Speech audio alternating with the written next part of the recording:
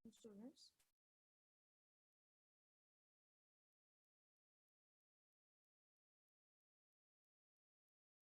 basically today we are going to learn about decision statements in C. First of all, I'm going to open up the document.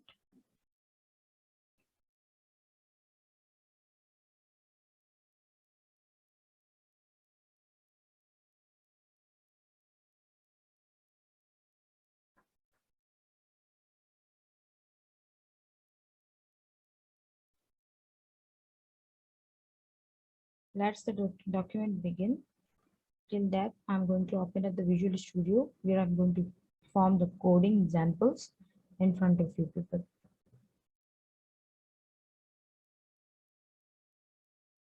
Visual Studio 2019.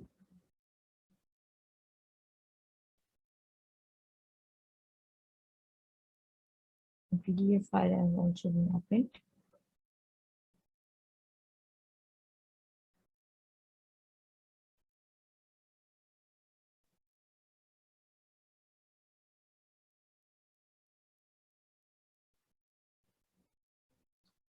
Decision statements. Basically, in this lab, we are going to learn that how we can take a decision in C++.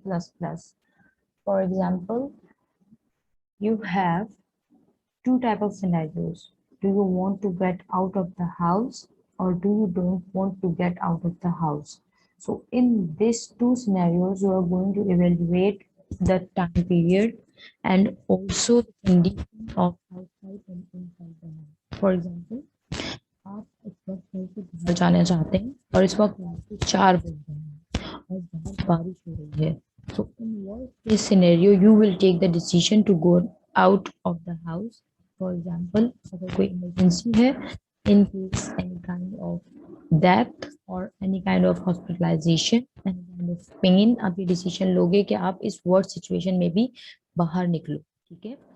Meanwhile, अगर आपके 4 बज रहे हैं और आप बाहर जाना चाहते हो तो having a pizza or anything like that और बाहर बहुत तेज बारिश हो रही है तो you will not get that thing having outside.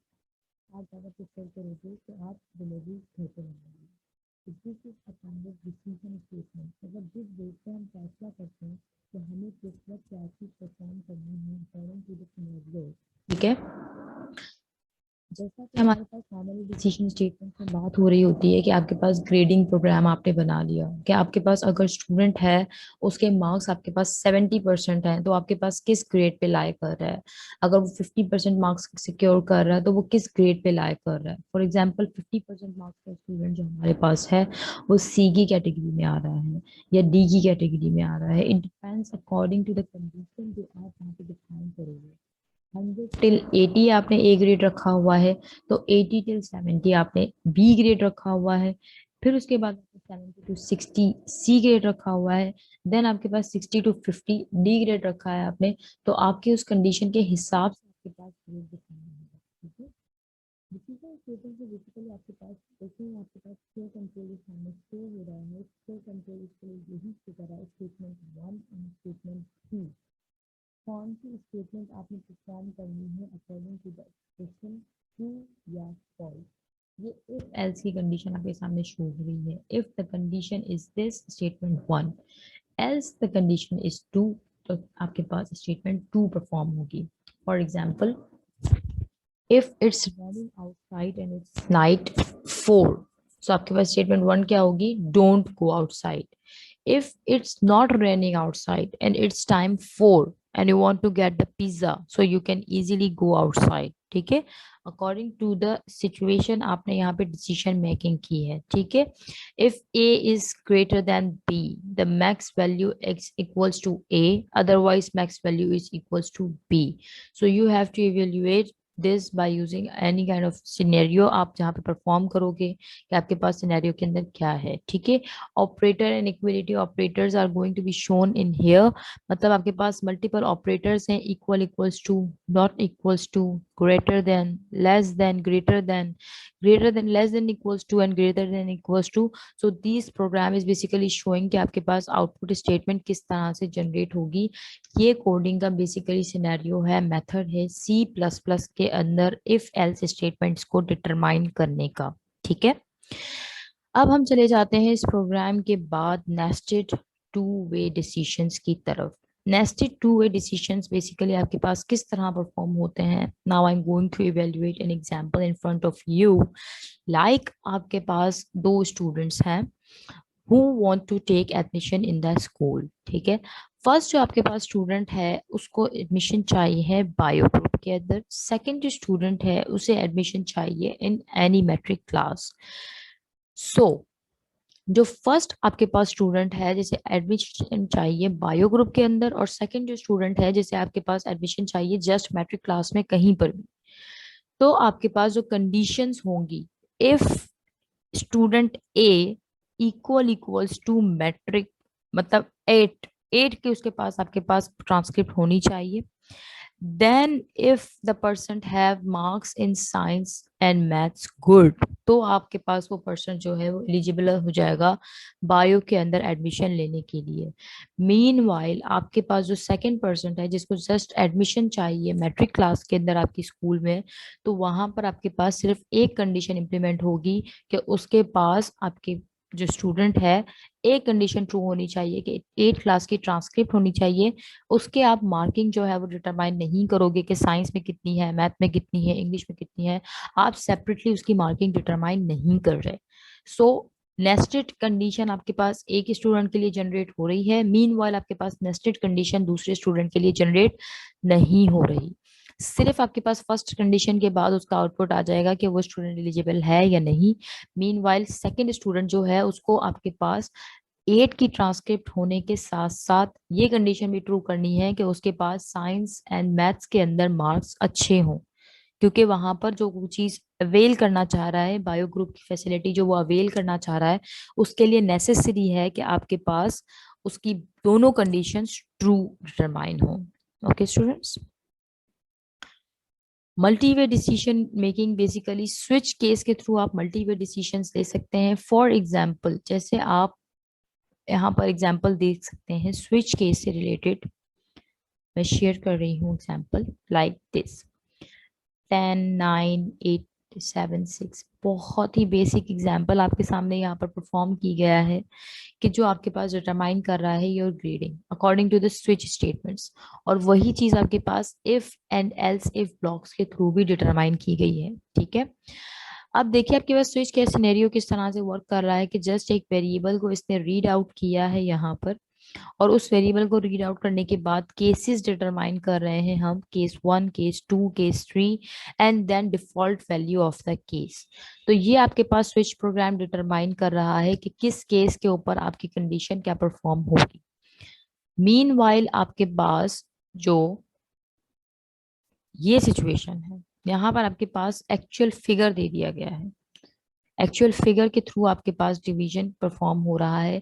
यहाँ आपके पास स्कोर बनाया गया है, स्कोर आप 70 दोगे तो वो डिवाइड करेगा 10 से, 70 डिवाइडेड बाय 10 तो 7 पे आपकी कंडीशन लाई करेगी, तो आपके पास ग्रेड सी शो हो जाएगा। यहाँ का लॉजिक डिफरेंट है, यहाँ का लॉजिक डिफरेंट है, बस आपके पास सिनेरियो जो डिस्क्राइब हो रहा है यहाँ पे उसकी बेस यही है बेसिकली कि लॉजिक आपके पास दोनों डिफरेंट बिल्डअप हो रहे हैं, सिंटेक्स डिफरेंट है, बट प्रोग्राम का जो रिजल्टेंट आउटपुट आपके पास शो होगा वो वेरी वेरी मच सिमिलर रहेगा। ठीक है स्टूडेंट्स, अब आपके पास एक्सरसाइजेस बेसिकली शो हो रही हैं कि जो आपके पास इस लैब के अंदर एक्सरसाइजेस मल्टीपल परफॉर्म हो रही हैं।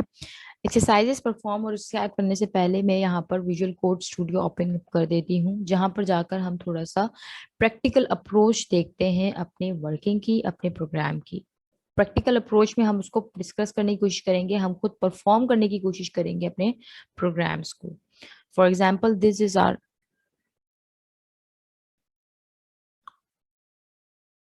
इफ एल्स का प्रोजेक्ट हम बना देते हैं यहाँ पे। ये इफ एल्स के नाम से आपने यहाँ प्रोजेक्ट जनरेट अप कर दिया है, सोल्यूशन नाम इफ एल्स शो हो रहा है, and then just create your project so that we can learn more about the syntax and the programs in decision statement.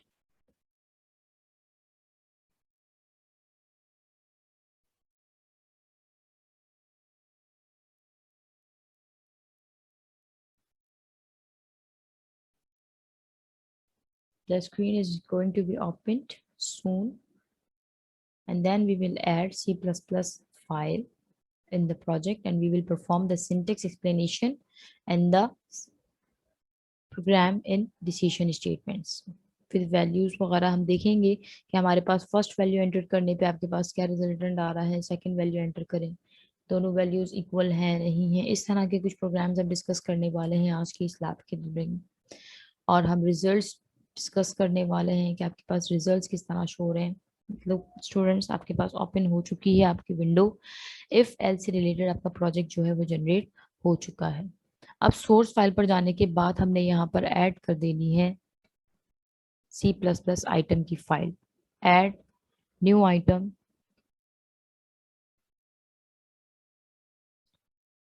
C++, and here I'm going to change the name like if else syntax, enter।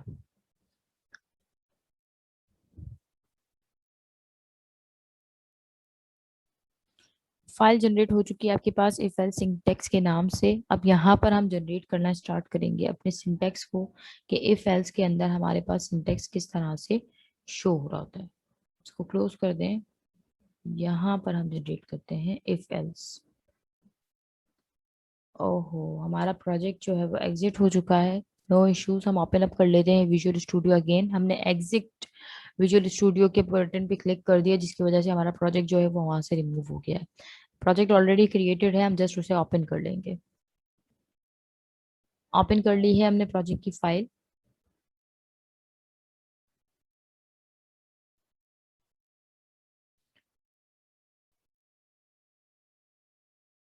अब इस project की file के ऊपर हम implement करना start करते हैं अपना सिंटैक्स, कि हमारा सिंटैक्स किस तरह से शो हो रहा है।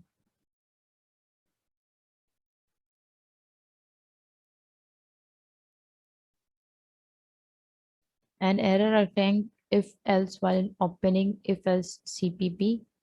यहाँ पर हमारे पास जो फाइल हमने जनरेट की थी वो फाइल यहाँ पर कुछ प्रॉब्लम करने की वजह से रिमूव हो गई है। कोई इशू नहीं है, हम दूसरी फाइल क्रिएट कर लेते हैं ऐड न्यू आइटम करके।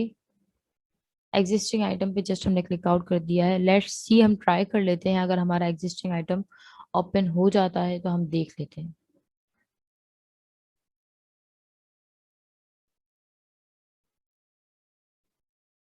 ट्रायल वर्जन बेसिकली हमारे पास एंड अप हो चुका है विजुअल स्टूडियो का 30 डेज लेसन का। इस वजह से हमारे पास ये एरर शो हो रहा है, if we will not click over the exit, तो हमारे पास ये चीज वर्क नहीं कर रही। अकाउंट ऑप्शन आपके पास डिफरेंट आ रहा है।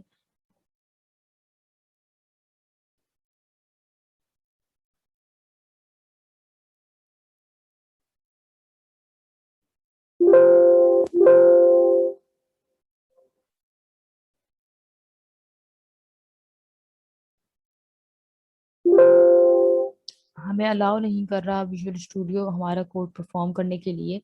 कोई इशू नहीं है, अगर हमारे पास विजुअल स्टूडियो अलाउ नहीं कर रहा तो हम सिंपली डेव C++ के ऊपर जाकर अपनी कोडिंग सिर्फ आज की लैब के लिए परफॉर्म करके देख लेते हैं, क्योंकि हमारे पास कोडिंग सिनेरियो सेम ही रहना है। हमारे पास इन्वायरमेंट IDE की हमें बेसिक नॉलेज मिल चुकी है, जो हम देख चुके हैं विजुअल स्टूडियो के अंदर previously.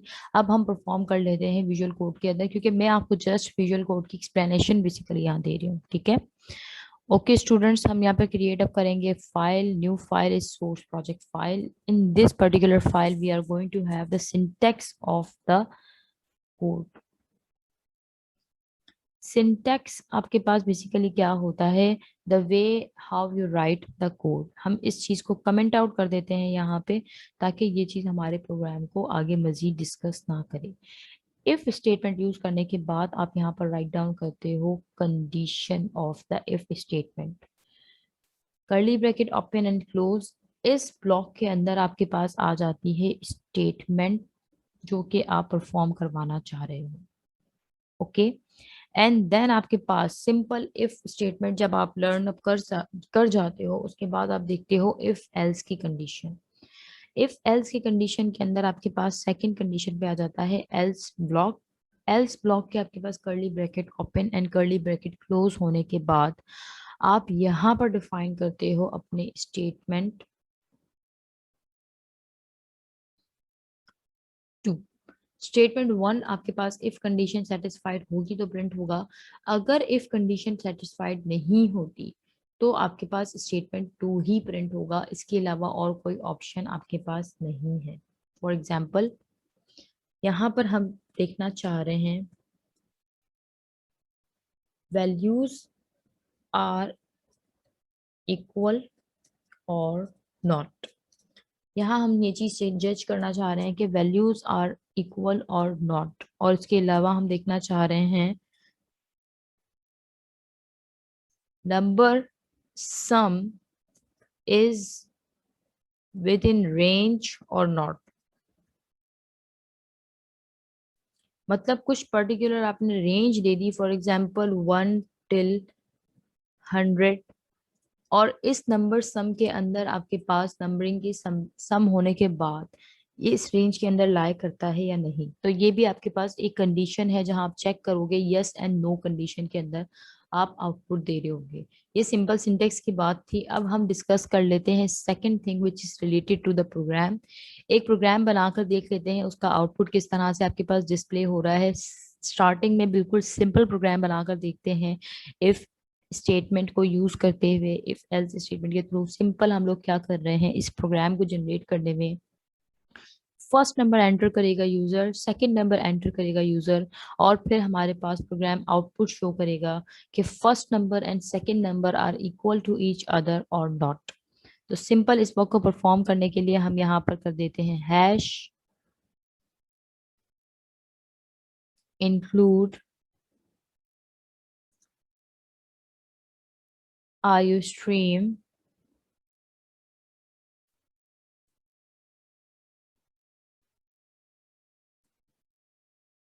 using namespace std enter. ये जो हमारी जो लाइब्रेरीज होती हैं हम वो जो एंटर कर चुके हैं ताकि हमारे प्रोग्राम का बेसिक सिंटेक्स बन जाए। यहाँ हम जनरेट करते हैं इंट मेन फंक्शन जहाँ से हमारे प्रोग्राम की एंट्री हो और उसके ऊपर फर्दर कैलकुलेशन परफॉर्म हो सके। मेन प्रोग्राम के लास्ट में हमारे पास आ जाता है रिटर्न 0 एंड सिस्टम पाउस, जो कि हम पहले से ही एंटर कर देते हैं ताकि इन फ्यूचर हमारे पास कोई इस तरह का इशू ना हो कि हमारा प्रोग्राम स्टॉप नहीं हो रहा या चीज़ हमने ऐड नहीं। ओके स्टूडेंट्स, हम बेसिक सिंटैक्स बना चुके हैं अभी प्रोग्राम को। अब हम जनरेट अप करने जा रहे हैं first user input. User input करेगा हमारे पास तो हम पहले उसे देंगे, आउटपुट शो करेंगे फ्रेम पर कि यूजर ने भाई इनपुट करना है एक नंबर। सो यहाँ पर हम राइट डाउन कर रहे हैं एंटर नंबर 1 और enter first number. It will remain better, enter first number, FIRST. Okay, we are taking input from the user, enter first number and then C in कर देंगे हम अपने उस नंबर को which is n। अब यहाँ पर आपके पास क्या चीज डिफरेंट हो रही है कि आपने m की क्रिएशन नहीं की, आपने m को डिफाइन नहीं किया। आपके पास m इस प्रोग्राम में डिफाइंड होना चाहिए ताकि वो आपके पास इस वेरिएबल को रीड कर सके। C in M and then enter। अब आप दोबारा क्या करोगे, प्रिंट करवाओगे न्यू लाइन ताकि प्रोग्राम स्टॉप हो जाए आपका। अब आप परफॉर्म करवा रहे हो second input from the user, तो आप यहाँ पर लोगे सी आउट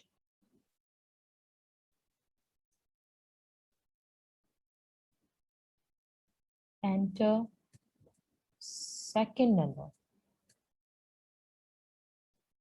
अब आपका जो यूजर होगा वो यहाँ पर इनपुट करेगा सेकंड नंबर, तो आप सेकंड नंबर के लिए भी यहाँ पर जनरेट करोगे एक इंटीजर और यहाँ पर आप सी इन कर दोगे n, सिंपल। एंड देन आप सी आउट कर रहे हो न्यू लाइन एंड देन आप यहाँ पर कंडीशन बनाओगे। अब आपके पास डिसीजन स्टेटमेंट की टाइम पीरियड आ गया m - n equals to 0।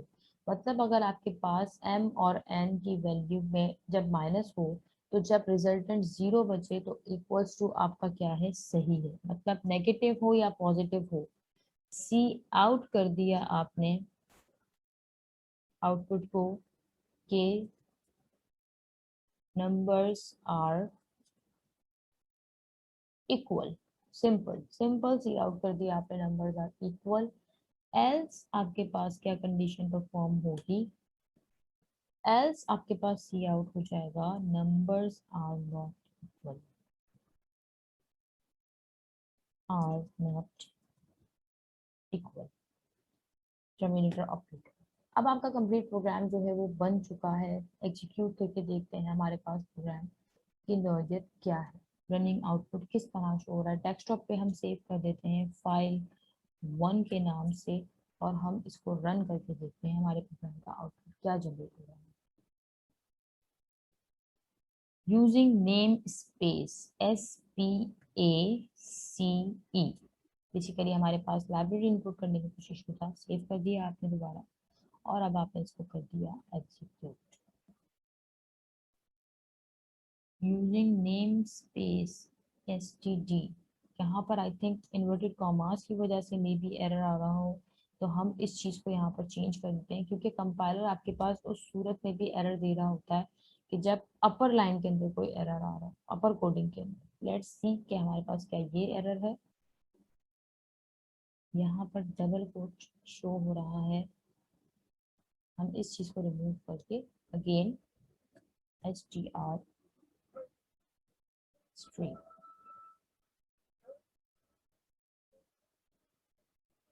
using namespace std hash include iostream using namespace std terminator operator save and then F11।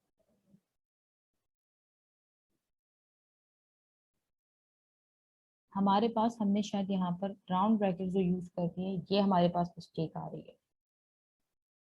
अब सी आउट पर हमारे पास क्या इशू शो कर रहा है, cout not declared in the scope. C is basically capital here, हमने small करना होगा, cout this control S and then again F11।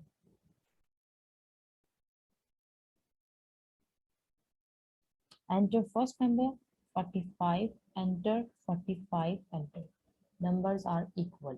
अब हम दोबारा इसको डिस्प्ले कर लेते हैं, enter first number 3, enter second number 9, enter numbers are not equal। तो आपके पास आपका जो फर्स्ट प्रोग्राम है ये प्रॉपर तरीके से रन हो रहा है, आपने इसका आउटपुट चेक कर लिया है। अल्हम्दुलिल्लाह फर्स्ट हम अपना टास्क अचीव कर चुके हैं। अब हम जनरेट अप करेंगे second program which is related to the addition of the resultant. यहाँ पर आपके पास रिजल्टेंट का आउटपुट इस तरह शो हो रहा होगा जिस तरह मैंने आपसे पहले कहा कि number some is with in range और नॉट। मतलब आपने जो नंबर्स इनपुट किए हुए होंगे, फॉर एग्जांपल आप 3 नंबर्स इनपुट करेंगे अपने प्रोग्राम में और आपका प्रोग्राम आउटपुट शो करेगा आपके पास कि ये सम आपके पास प्रॉपर है या नहीं।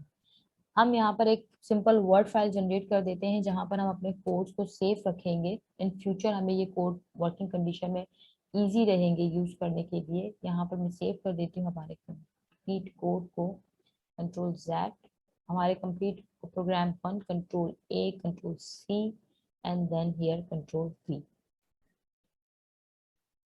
सेलेक्ट आउट करने के बाद हम इसकी लाइन स्पेसिंग रिड्यूस कर देते हैं और शो कर देते हैं दिस इज प्रोग्राम 1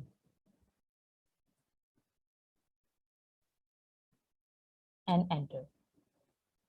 सेव कर देंगे हम ये फाइल कंट्रोल एस डेस्कटॉप पर, program 1 and save the file. First program हम जनरेट कर चुके हैं। अब सेकंड प्रोग्राम बेसिकली हम जो जनरेट करने वाले हैं वो हमारे पास होगा प्रोग्राम जो number sum within range. We will continue this lecture in our second video, inshallah.